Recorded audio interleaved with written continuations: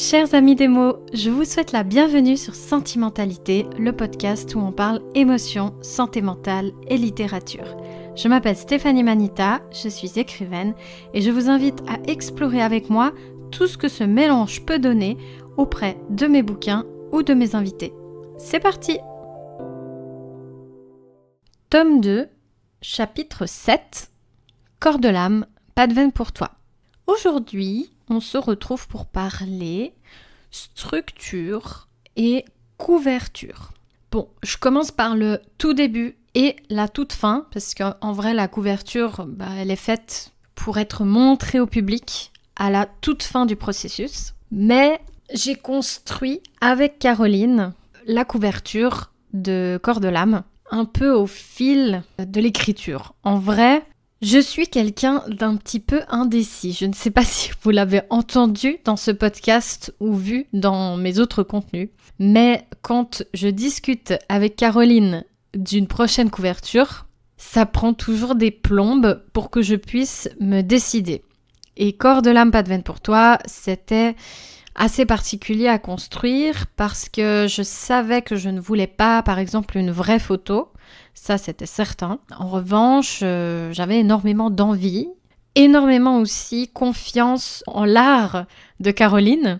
Et du coup, lui faire trop confiance, entre guillemets, j'en oublie de l'aiguiller, si vous voulez. Parce que c'est ça qui se passe quand on travaille avec une graphiste, une illustratrice pour la couverture de son roman, c'est que la professionnelle a quand même besoin d'une certaine feuille de route pour pouvoir proposer des croquis et des idées, etc.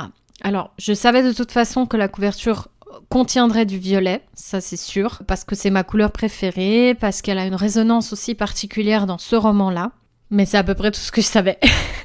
Non, c'est pas vrai. Je savais qu'il y aurait du symbolisme dans cette couverture. J'avais le choix en fait entre détailler ou mettre tout simplement tous les personnages sur la couverture, ce qui se fait relativement pas mal dans ce genre-là, contemporain, tranche de vie. On voit souvent, surtout en jeunesse ou en young adulte, des adolescents qui sont sur la photo ou les dessins du livre. Mais rapidement, je me suis dit, je crois que c'est mieux qu'on n'aille pas sur tous les personnages. J'ai vite eu une préférence en fait sur le fait de montrer les autres personnages que Sean, puisque c'est Sean qui est sur la couverture, sous forme de symboles, de clins d'œil. Des clins d'œil qui, à première vue, ne disent rien aux gens, mais qui, après lecture du livre, pourraient trouver tout son sens. Alors, j'avoue qu'aujourd'hui, personne n'est revenu me dire « Ah, mais sur la couverture, les pétales de cerisier, ça correspond à tel personnage. » Raté. Mais c'est pas grave. Moi, je sais qu'il est là, mon petit symbole. Et puis ça marche pour moi, en tout cas. Par contre, j'ai des gens qui sont revenus vers moi par rapport à la bague que Sean porte, parce que cette bague existe. C'est ma mère qui me l'a offerte, avec la même bague pour mon chéri. Donc mon chéri et moi, on a la même bague depuis, je sais pas, ça devait être la 2e année qu'on était ensemble. On voulait une bague pareille, et puis on est tombé sur celle-ci, donc cette bague qui est détaillée sur la couverture, que vous voyez peut-être pas très bien ici sur le podcast, mais que vous pouvez voir un peu plus en détail sur mon site, comporte un dragon. Assez original, je dois dire, la forme est assez originale. Puis elle est toute en métal, elle est en acier en fait cette bague, donc très solide. Et à la base on voulait graver quelque chose dedans et puis finalement on a laissé tomber l'idée. Mais on a quand même la même bague. Donc j'ai une collègue à l'époque qui en voyant la première ébauche de couverture, elle me regarde, elle regarde ma main et elle dit « Mais c'est ta bague ?» Voilà. Cette bague, elle a une signification particulière aussi dans le roman. Vous découvrirez pourquoi et comment en lisant le roman. Mais elle a un rôle particulier pour Sean et elle a une connexion particulière avec Alyssa plus tard dans le roman, qui fait qu'en fait ça crée une connexion entre les deux.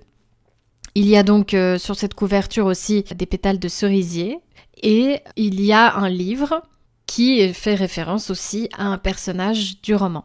Et bien sûr, il y a Sean, dont on ne voit pas le visage, parce que avec Caroline on a discuté et puis on s'est dit que c'était pas forcément pertinent de donner une interprétation au personnage, qu'on laisserait en fait les gens se faire une idée de sa tête, tout simplement. Et puis ce que j'aime particulièrement avec Caroline, c'est qu'elle sait faire le lien entre l'avant et l'arrière de la couverture. Elle sait aussi faire bien sûr des couvertures séparées avec, voilà, elle en a fait plusieurs. D'ailleurs, je vous mettrai le lien où vous pouvez trouver tout son travail. Mais je voulais effectivement, l'idée de faire une couverture qui soit unifiée en fait entre l'avant et l'arrière me permettait non seulement d'avoir de la place sur l'avant du livre pour mettre Shaun, pour mettre 2-3 détails, mais aussi d'avoir de la place derrière qui fasse le lien avec devant pour mettre tous ces symboles justement. Donc il y a une partie des symboles qui se trouvent devant, notamment le livre, les pétales, voilà, la bague.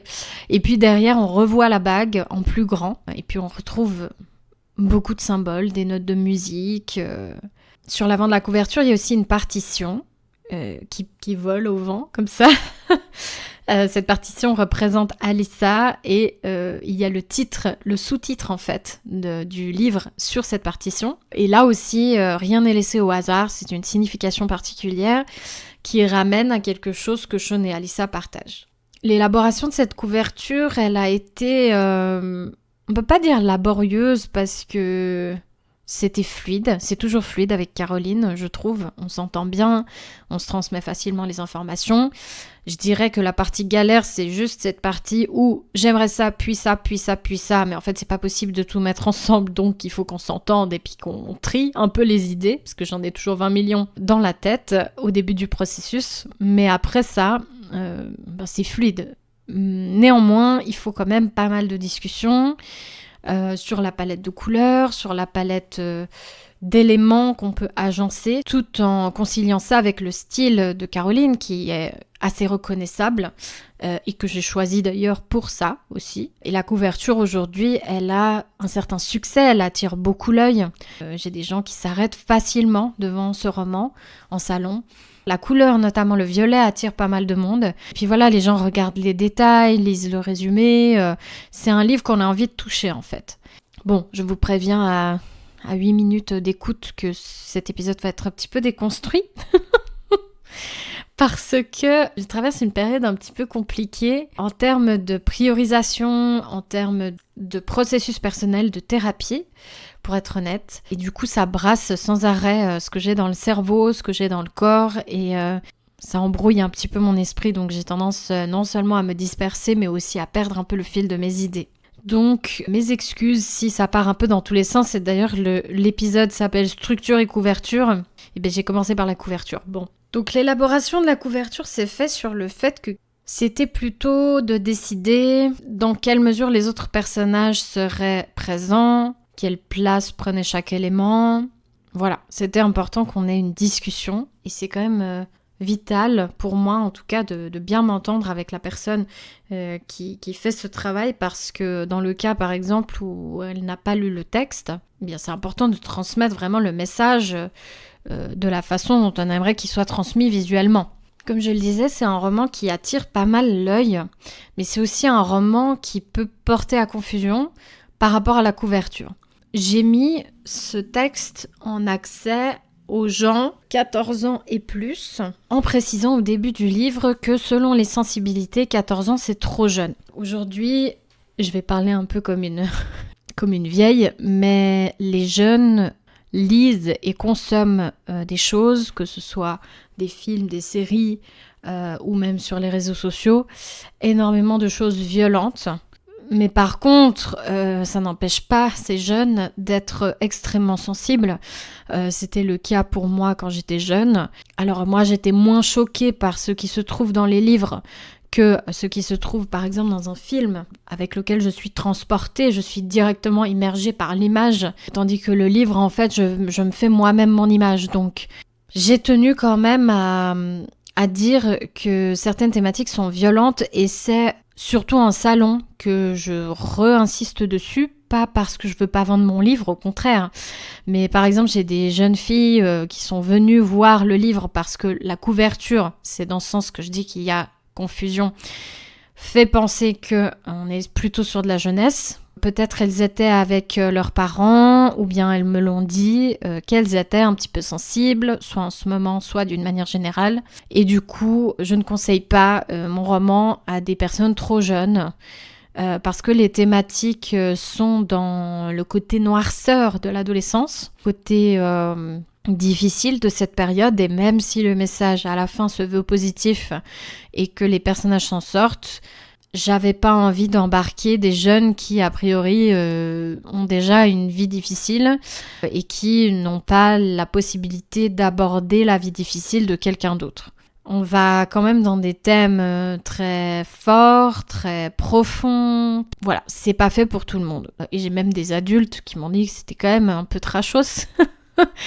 Donc voilà. Mais c'est vrai que cette couverture, en tout cas, a le mérite d'amener ce premier contact, cette première phase d'échange. Et même si finalement, après, la personne n'achète pas mon livre, soit je lui recommande un autre, surtout que depuis que Pas de froid de cœur chaud est sorti, j'ai quelque chose d'un peu plus soft à proposer. Avant, j'avais pas d'alternative, vu que Les Inséparables est un peu dans cette même veine de difficulté, on va dire, et qu'en plus, il est un peu plus gros, donc un peu plus impressionnant. En tout cas, ça engage cet échange.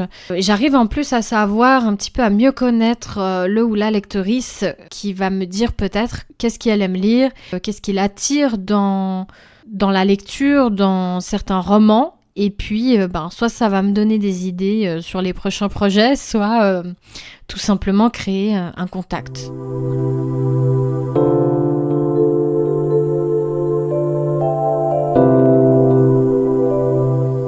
Sur la notion de structure, j'avoue que je vais avoir un tout petit peu moins de choses à dire que sur Pas de froid de cœur chaud, parce que pour Corps de l'âme, pas de veine pour toi, je n'ai pas changé de structure par rapport à Les Inséparables. C'est-à-dire que je suis restée sur un roman choral avec plusieurs points de vue, écrits au présent, et on est dans la tête de chaque personnage. Donc là, comme pour Les Inséparables, vous allez retrouver des personnages qui sont très introspectifs, qui vont vivre les situations de leur point de vue, et grâce auxquels on va pouvoir découvrir la situation d'ensemble, mais toujours avec leur interprétation à eux. Je suis restée, je l'avoue, pour ce roman dans ma zone de confort de rédaction, parce que cette zone me permettait en fait d'explorer à fond la psychologie des personnages et en même temps d'instaurer la venue de plusieurs autres personnages, secondaires voire tertiaires, pour nourrir un peu l'univers. La petite nuance en termes de structure ici, que j'ai voulu modifier et qui je pense sert vraiment au roman, c'est que pour Les Inséparables, j'ai fait des énormes chapitres et entre les chapitres, j'ai mis plusieurs parties. J'appelle parties ces moments où les personnages parlent, c'est-à-dire où il y a leur nom en haut de la page et en dessous leur texte. Ça, je n'ai pas changé. En revanche, j'ai énormément raccourci les chapitres. Donc, il y a le même nombre de chapitres, 9 chapitres, dans chacun des romans, sauf que c'est un peu mieux réparti. Les parties aussi des personnages sont plus courtes et les chapitres font quand même référence à des paroles de chansons, à des chansons particulières. Donc j'ai choisi pour chaque début de chapitre une chanson et j'ai choisi selon la longueur du texte un extrait pour le mettre en avant, et Caroline ensuite s'est chargée de me faire une très très belle maquette avec des notes de musique pour chaque chapitre. Et en fonction du titre, j'ai aussi mis des termes musicaux qui font donc référence à la musique et que Caroline a pu mettre en exergue sur la partition. Voilà, on est dans un podcast, je ne peux pas vous montrer, mais si vous passez en salon, si vous regardez un petit peu ce que j'ai produit comme contenu, si vous regardez un peu mon site, vous allez comprendre comment c'est à l'intérieur. Regardez aussi, n'hésitez pas à chercher des chroniques d'autres personnes qui ont pris des jolies photos de l'intérieur. Ça vaut le détour, en tout cas je suis très heureuse de ce que Caroline a pu faire pour cette mise en valeur sans que ce soit absolument trop énorme avec des dizaines de décorations par page. On reste sur quelque chose d'assez sobre mais qui crée le lien entre les différentes parties, entre les différents chapitres. J'avais envie aussi que ce soit un peu plus clair, mieux réparti, que les chapitres aient plus ou moins la même taille, ce qui n'était pas du tout le cas dans Les Inséparables, où le chapitre 1 et 2, il me semble, sont assez conséquents et après ça s'enchaîne un petit peu mieux. Là, j'ai essayé de réfléchir, de répartir, peut-être de aussi diriger la rédaction par thématique et du coup ça a permis de mieux ranger les idées. Ça m'a aidé aussi au moment de la réécriture parce que la réécriture, comme je vous en ai parlé dans l'épisode précédent, m'a demandé beaucoup d'efforts et du coup Sarah a pu me dire je verrai dans ce chapitre telle amélioration, tel truc, etc. Et je pense que non seulement ça m'a aidé pour cette réécriture, mais en plus ça aide le ou la lectrice à naviguer dans le roman. Bien sûr, il y a des gens qui m'ont dit que les parties étaient très courtes et que parfois ça peut sortir un peu de la lecture. Mais ça, j'avais eu déjà la réflexion sur ce mode de rédaction pour Les Inséparables parce que il y a des personnes à qui ce mode de lecture ne convient pas. Ce changement de point de vue constant de personnage, ça ne plaît pas à tout le monde. C'était un choix de ma part de confort d'écriture, mais aussi pour transmettre vraiment l'entier de la psychologie des personnages. Mais il y a pas mal de personnes qui m'ont dit pour l'un comme pour l'autre que c'était difficile à suivre parce qu'en fait on change sans arrêt de personnage et après on sait plus où on en est. Surtout que moi j'ai défini les parties sans mettre de chronologie particulière. Il y a des romans chorales où c'est marqué une semaine plus tard, année J'ai pas fait ce choix-là, j'ai mis la frise temporelle directement dans le texte. Donc si vous lisez bien, vous comprenez qu'il y a à peu près 2 ans qui se passent entre le moment où Shaun arrive à l'Institut et la fin, et 5 ans qui se passent entre le début des Inséparables et la fin des Inséparables. Mais c'est vrai que pour quelqu'un qui lirait par petits bouts, qui ne dévore pas le livre d'un coup, ce changement de point de vue constant, ça peut être un peu déroutant, et je le conçois parfaitement. Par contre, il y a quand même effectivement cette remarque positive de plusieurs lectrices qui m'ont dit avoir apprécié ce changement de point de vue parce que ça permet vraiment d'aller dans la tête en fait de ces personnages, de définir comment ils vont évoluer, puis comment ils interagissent aussi entre eux avec tous les malentendus que ça peut laisser sur la route.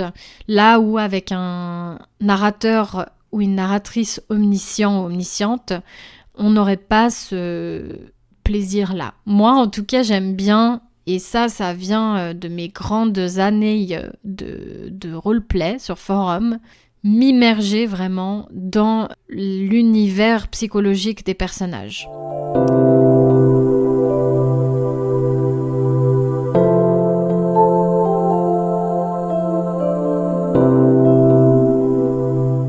Pour reparler un petit peu du roleplay, j'en ai fait donc pendant des années. Je crois que j'en ai déjà parlé, mais je vais en reparler ici parce que c'est un peu la source pour moi de ce mode d'écriture. Et en fait, le roleplay sur forum consiste à faire une fiche de personnage, à créer un personnage dans un univers donné sur un forum. Ça fait maintenant des années que j'ai arrêté d'en faire, je ne sais pas si ça existe toujours, mais j'ai vu au fil des années plein de forums fermés parce que c'est difficile de créer une communauté, des gens impliqués dans son univers, etc.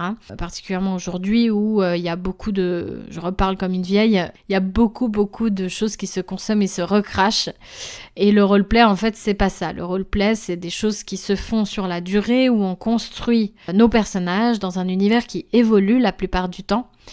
Et donc nos personnages évoluent avec cet univers, donc les maîtres de jeu vont construire cet univers de base et ils vont préparer plusieurs scénarios pour faire évoluer l'univers et donc nos personnages s'adaptent à ça. Et je crois que c'est vraiment le roleplay sur forum qui m'a permis d'entrer dans la tête de dizaines de personnages. Je n'exagère pas, j'ai créé je pense pas loin de 20 personnages en beaucoup d'années de roleplay sur forum. Tous et toutes ont leur psychologie, leur trait de caractère, et ce, peu importe l'univers dans lequel ils ont évolué ou dans lequel ils sont nés. Je crois que cette façon d'écrire dans la tête des personnages me vient de là, et c'est pour ça que je parle de zone de confort, parce que je l'ai fait pendant des années, même si en fait c'était des interactions avec d'autres joueurs, donc tout dépendait de ce que le joueur allait répondre à mon poste d'avant, selon ça, mon personnage réagissait d'une façon ou d'une autre. Ce que je n'ai pas là dans le roman. De base,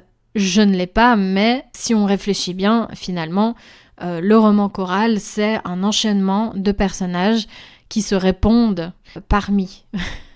Donc finalement, je me demande si Les Inséparables, parce que c'est avec celui-là que j'ai commencé, n'est pas l'illustration de mon manque un peu de roleplay à ce moment-là, parce que j'ai décidé d'arrêter le roleplay à la fermeture du dernier forum sur lequel j'étais. Je me suis dit, maintenant, je vais me consacrer à l'écriture de romans. Et j'ai continué, en fait, finalement, si on réfléchit bien, à écrire de la façon dont j'ai écrit pendant une dizaine d'années, je dirais. Voilà pourquoi, pour Corps de l'âme, pas de veine pour toi, je suis restée dans ce registre-là, tout simplement parce que j'aime ça, parce que j'aime le roleplay, parce que j'aime l'idée que les personnages interagissent, et je pense profondément que c'est comme ça que les personnages évoluent. C'est en interaction, certes, avec un monde, un univers qu'on crée, mais c'est aussi les interactions entre les personnages qui font que petit à petit ils évoluent. J'ai juste effectivement revu un petit peu la structure pour qu'elle soit un peu plus digeste que pour Les Inséparables. Ça veut pas dire, attention, que Les Inséparables n'est pas digeste. Juste que c'est mon premier roman et que forcément il y a toujours des choses qu'on pourrait trouver à améliorer. Et j'ai beaucoup de personnes quand même qui ont aimé Les Inséparables, qui m'ont fait beaucoup de remarques positives. J'ai d'ailleurs pas eu de remarques absolument négatives. Malgré les plus de 500 lectures, je n'ai pas eu de vraies remarques, genre je n'ai pas aimé ce roman. Donc je suis ravie de ça. Et je crois que la combinaison entre la structure, l'envie d'avoir quelque chose de joli à l'intérieur et la couverture a fini par créer un ensemble duquel je suis vraiment très fière.